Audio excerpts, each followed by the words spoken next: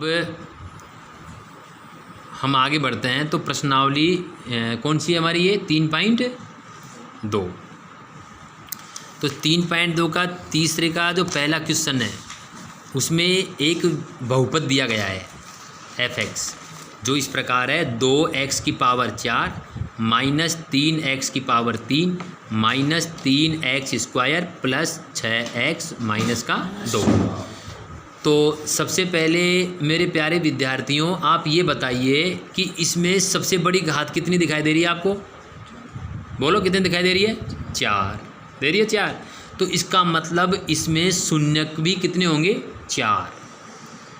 जितनी बड़ी घात उतनी शून्यक। तो बड़ी घात कितनी इसमें? सबसे बड़ी घात 4 है, तो इसमें शून्यक भी 4 होंगे। अब इन 4 शून्यकों में से कितने शून्यक हमारे पास दिए गए हैं? 2 शून्यक हमको दिए गए हैं कि इसके 2 शून्यक हैं √2 और माइनस का √2। तो अन्य शून्य ज्ञात करो। तो अन्य हमें कितने शून्यक और ज्ञात करने पड़ेंगे?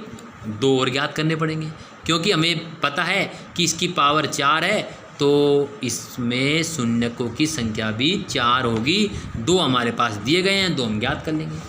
तो ज्ञात करना कैसे है? तो आपका प्रथम शून्य कितना है? √2।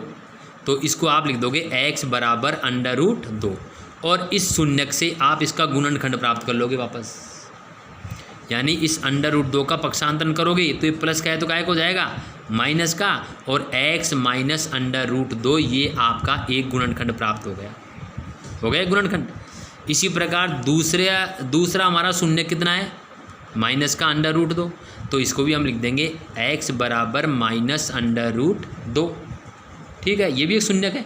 तो ये शून्यक हमने कहाँ से प्राप्त किया? गुणनखंड से। तो इसको वापस गुणनखंड बना दो। तो इस माइनस √2 का पक्षांतरण करके इधर ले आओ, तो ये काय को जाएगा? प्लस का x प्लस √2।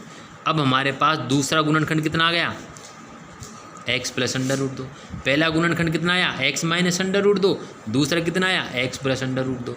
अब इन दोनों गुणनखंडों को आपस में मिलाकर एक कर दो, अर्थात इनको गुणा कर दो। तो पहला आपका गुणनखंड कितना आया? x minus √2। दूसरा आया x प्लस √2। इनको गुणा कर देंगे। अब गुणा कैसे करोगे? एक सरसमीकरण लग गई इसमें, लगी नहीं लगी? a स्क्वायर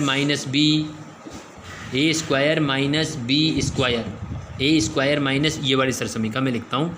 सरसमीका ये वाली लग गई इसमें, a प्लस बी और a माइनस बी बराबर a square minus B square. इस सरसमीका का हम यहाँ पर प्रयोग कर देंगे। तो यहाँ पे जब हम इसका प्रयोग करेंगे तो x स्क्वायर माइनस √2 स्क्वायर आ गया।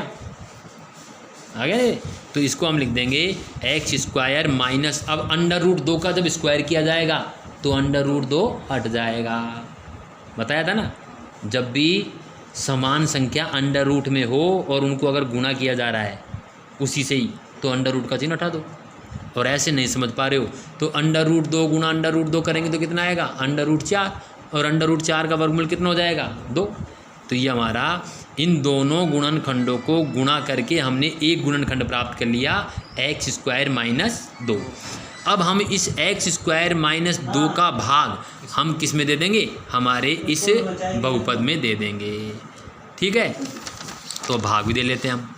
तो यहाँ पे हम लिख देते हैं पूरा हमारा बहुपद लिख दिया, और दोनों गुणनखंडों को गुणा करने पर जो हमारा गुणनखंड आया था वो एक गुणनखंड बन गया था ना पूरा, वो आ गया x स्क्वायर माइनस 2। अब इसका हम भाग दे देंगे। भाग देने की प्रक्रिया आपको पता है। प्रथम पद का भाग कितनी बार जा रहा है? 2x square bar. यहाँ पे 2x की पावर 4 है और यहाँ पे x स्क्वायर है। ठीक है, तो हमारा पहला भाग कितनी बार जाएगा? 2x की पावर 2। इस 2x स्क्वायर को हम इन दोनों पदों से वापस गुणा करेंगे। गुणा करने के बाद हमारा 2x स्क्वायर को x स्क्वायर से गुणा करेंगे तो 2x की पावर 4 आ रही है। 2x स्क्वायर को -2 से गुणा करेंगे तो माइनस का 4x स्क्वायर आ गया। अब इनका हम घटाएंगे। बीजगणित का नियम यह है कि बाकी निकालते समय या घटाते समय नीचे के सभी पदों के चिन्ह बदल जाएंगे। ये प्लस का है तो माइनस का है तो प्लस का हो जाएगा। अब यहाँ पे देखो ये प्लस का है ये माइनस का है और समान पद है दोनों, तो ये आपस में कट जाएंगे, राइट। अब हमारा बच क्या रहा है, माइनस का 3x³ प्लस का 4x² माइनस का 3x²। प्लस की संख्या बड़ी है माइनस की बड़ी है, प्लस की संख्या बड़ी है ना, प्लस का 4 है, तो 4 में से 3 गया तो एक बार x² हमारा बच जाएगा। प्लस का 6x हमने उतार लिया, माइनस का 2 उतार लिया। पुनः उसी प्रक्रिया को हम दोहराएंगे, प्रथम पद में प्रथम पद का भाग देंगे। प्रथम पद हमारा क्या है, -3x³, राइट। इस -3x³ में x² का जब भाग दिया जाएगा तो माइनस का 3x बार जाएगा। इस माइनस के 3x को हम वापस इन दोनों पदों से गुणा करेंगे तो आएगा -3x³ और 3 दूनी 6, माइनस माइनस प्लस, प्लस का 6x, x वाली संख्या के नीचे लिख देंगे।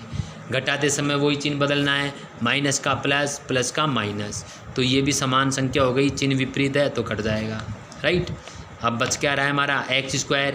अब देखो ये भी कट जाएगा, एक प्लस का एक माइनस का है, ये भी हमारा कट जाएगा, माइनस का 2 बच गया, x² - 2।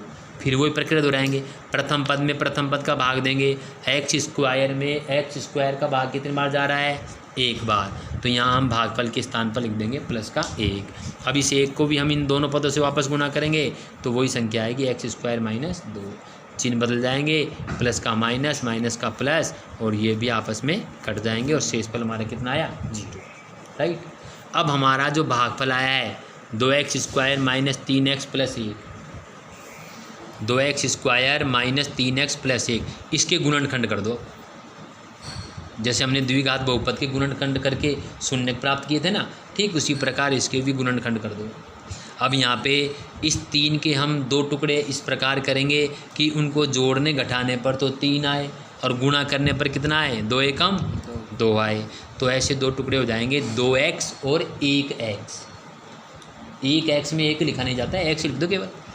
तो यहाँ पे हमारा दोनों टुकड़े माइनस के हो जाएंगे क्योंकि माइनस का 3 है, तो माइनस का 2x माइनस का x, ये 2 टुकड़े हो गए। इनमें कॉमन क्या आएगा, इन दोनों में हमारा 2x।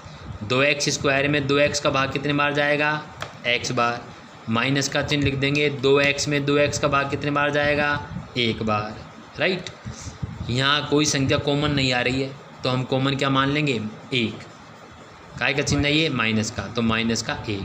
अब किसी भी संख्या में 1 का भाग देने पर वही संख्या आती है, तो यहाँ पे हमारा x का x आ जाएगा और प्लस माइनस को जब हम करेंगे गुणा तो कितना आएगा, प्लस को माइनस से करेंगे तो माइनस आएगा, ठीक है भाई। प्लस का 1 है और माइनस का 1 है, इसमें भाग देंगे तो प्लस माइनस माइनस, 1 एकम 1, आगे नहीं।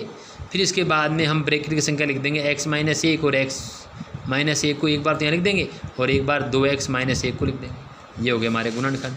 अब हमारा पहला गुणनखंड कितना है, x - 1 बराबर 0 करके हम इसका पक्षांतरण जब करेंगे तो ये माइनस का 1 प्लस का हो जाएगा और x बराबर 1 आपका शून्य प्राप्त हो जाएगा।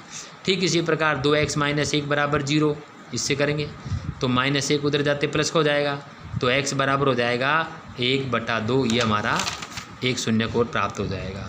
तो इस प्रकार आपके अन्य 2 शून्य क्या आ गए, 1 और 1/2। तो आपके अन्य शून्य क्या आ गए, यहाँ पे आपके अन्य 2 शून्यक जो थे वो आ गए, अन्य शून्यक बराबर 1 और 1/2। ये आपका प्रश्न हल हो गया। तो इस प्रकार आप अन्य प्रश्नों को भी हल करने का अभ्यास कर सकते हो ध्यान से देखकर।